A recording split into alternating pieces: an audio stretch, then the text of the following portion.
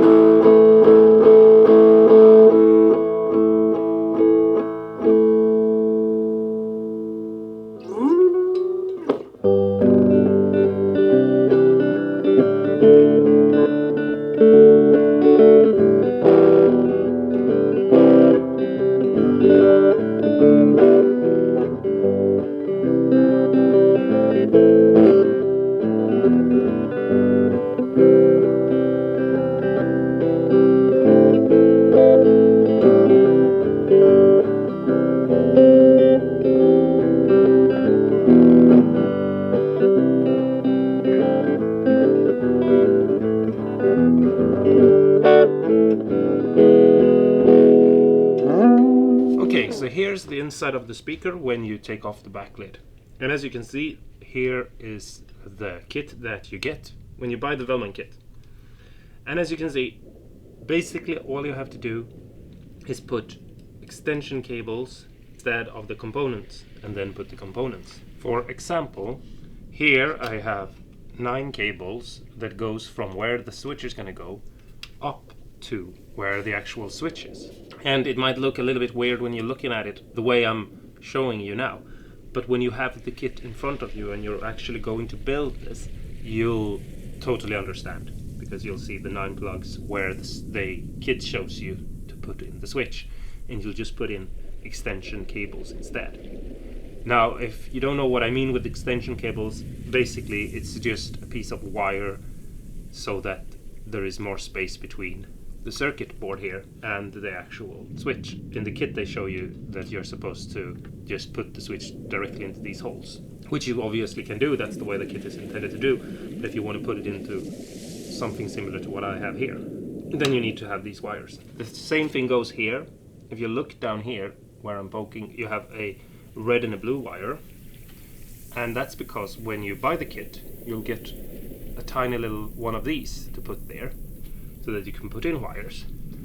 And you can still put that in if you want to, but what you need to do is you have to put in 2 plugs that lets you put in an output, because that's where power will come in. And I'm using the same kind of power adapter to this kit as a guitar pedal. What's good about this pedal kit is that it's 6 to 18 volt, so you can really find something that suits your needs the best. Obviously make sure that you don't overdo it and put in like 200 volts or something, but I think you're smart enough to know that. Then you have your speakers here, and because a guitar is in mono, we're not going to use the right one. And the reason why is because if you look at a guitar cable, it has two pieces, the tip and the sleeve, and there is a little spacer in between that is usually black that isolates them from each other. And if you look at a stereo cable of the same kind, you will have two black spacers and a little in-between part. And that in-between part and the tip are the same connection, except that they're split to right and left. So if you plug in a mono cable into a stereo jack, the right side will just get grounded off, basically. And so that's why when we build this kit, we're never going to use the right channel, because it will never work. The same thing goes for this connection here. You have these holes here where you plug in the little jack for a 3.5 jack, and it's a stereo jack, so you have a ground and you have a right and a left channel, but you're not going to use that jack because you need a mono jack for your guitar. So one is going to get connected to ground over here, and one is going to get connected to left over here, because left is the same as the tip on a stereo. So those are the mods that you have to do and that you basically have to think about. It's super simple and easy. Just remember that if you're making something that is in stereo into mono, you need to go with left channel, basically. Now, you don't need to make an amp that looks the way my amp does. This is made out of trash, and it's just, you know, a fun thing I wanted to try and see if I could do. I'm gonna fix this one up a little bit to make it look nicer. I'm gonna put a grill cloth on the front side, and I'm gonna wrap it in something. I don't really know yet what to though, and that's why I didn't do it before making this video. I also think it's kind of important to sometimes show things before they're finished, just so that people can see what's really going on. So if you have any good ideas of like how I could make this amp look different and look cool, and what you think I should put on it, like maybe make it into a tweed, or maybe, you know, some kind of weird dragon scale, I don't know, please leave me a comment below. And if you wouldn't mind liking and subscribing, you know, I would really appreciate it if you did. You obviously don't have to if you don't wanna, but I would appreciate if you did. Anyway, until next time, stay awesome and cool, and go and build something. Maybe a little amp? Yes, yes, yes.